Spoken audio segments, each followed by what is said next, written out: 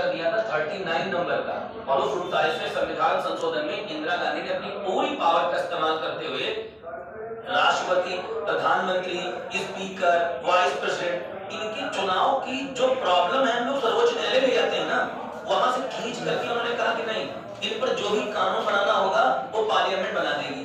तो इसीलिए जब 42 वाले अमेंडमेंट के खिलाफ जो वाद हुआ, तो इसी वाद में सुप्रीम कोर्ट ने ये निर्णय लिया था कि ऐसा नहीं है, संविधान की इसको मूलभूत ढांचा स्वीकार कर लिया गया कि आप इसमें कोई परिवर्तन करने का अधिकार नहीं रखते। तो ऐसे तमाम सारे बात जो इसमें डीपीएसपी में सॉरी इससे जुड़े हुए हैं। लेकिन देखो, ये तो अलग चीज है, वो तो अपन लोग पढ़ते ही हैं। हमने आपसे कहा स्टार्टिंग में कि इसके 2-3 टाइप के क्वेश्चन आते हैं। या तो अमेंडमेंट से जुड़े हुए वाद आते हैं, एक तो पहला क्वेश्चन। दूसरी बात एक चीज और ध्यान दीजिए, जैसे जब आप पुराने पेपर देखते हो बच्चा, तो प्रीवियस ईयर पेपर में एक से खूंखार वाद आपको देखने को मिल जाता है, तो आपका दिमाग खराब हो जाता है, गुरुजी ये कैसे बात पढ़ेंगे। तो मैं फिर आपको एक हिंट दे दे रहा हूँ भाई, देखिए यार, पिछली बार जो पेपर हुआ है भाई वो 54 सेट में है, इस बार जो पेपर होगा वो कितने सेट में है? 4 सेट में। तो 54 की तुलना 4 से नहीं हो सकती है, ये बात ध्यान रखिए हमेशा। जब 54 सेट का पेपर है तो केशवानंद भारती क्या बार बार पूछ सकता है क्या? क्या ये आपका मेमोरेंडम बार बार पूछ सकता है क्या?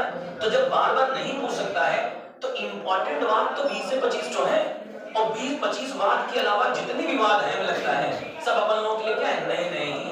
और जब 54 पेपर होगा और सब में लगभग एक वाद जब देगा, तो ये तो 100% श्योर है कि कम से कम 25 वाद ऐसे जरूर आएंगे जिसमें अपन लोगों का दिमाग खराब हो जाएगा। लेकिन इस बार ऐसा नहीं होगा, निश्चित रहिए। दूसरा, वही सेम क्वेश्चन देखो, जीएसटी भी थे, वही सेम पैटर्न आपकी चाहे किसी भी टॉपिक का उठा लोगे, तो देखो जब ज्यादा शिफ्ट में पेपर होता है तो नंबर आप क्वेश्चन जब बढ़ाएगा एग्जामिनर, तो वो क्या देगा, फिर वो इंपॉर्टेंट थोड़ा देगा, फिर वो तो चाहे जरूर पाया जाएगा, तो आर्टिकल तो जोन पाया जाएगा, तो लाके क्वेश्चन देगा उसको। तो ये नहीं, आपको सामान्य समझना है, तो इस बात को ध्यान दो। तो एक तो वाद हो गया।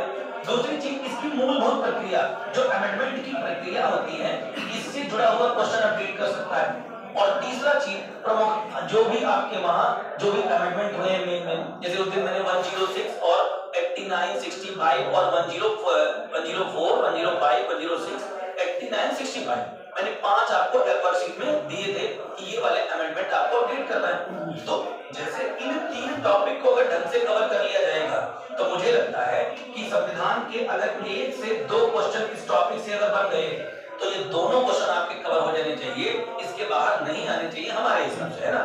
बाकी देखो पेपर है, अब पेपर में हो सकता है टॉपिक ही गायब कर दे, लेकिन हमने देखा नहीं है ऐसा कि कभी ऐसा हुआ हो कि कॉन्स्टिट्यूशन अमेंडमेंट का कोई क्वेश्चन ना आए, या तो डिस्क्रिप्टिव आएगा या तो उससे